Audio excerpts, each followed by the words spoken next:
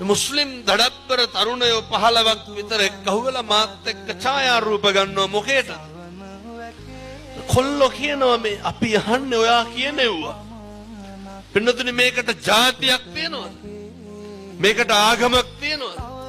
දෙසටක් මිත්‍යා මතවලින් ගහනම පිරිච්ච ඒ මුළු මහ ජම්බු දීපයම එක දහම් හඬට ධර්ම චක්‍රයට එක වචනෙට අවනත උනේ පින්නතුනි මෙහි තියෙන සත්‍යානුභාවය නිසාමයි.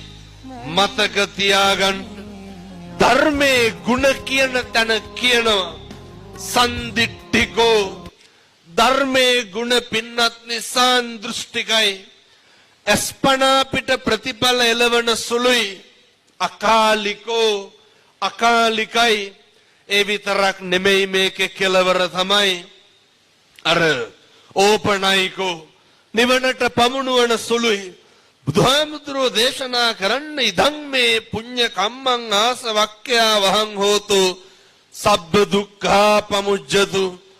මේ බෞද්ධයෝ හැටියට අපිට තියෙන්න ඕනේ මේ කරන හැම පිනක්ම මේ කුසලයක්ම මේ හැම කියන වචනයක්ම සත්පුරුෂ අම්මේ තාත්තේ කෙලවර අවසානයේ බෞද්ධයාගේ හුදෙක් පරමාර්ථය තමයි නිර්වාණ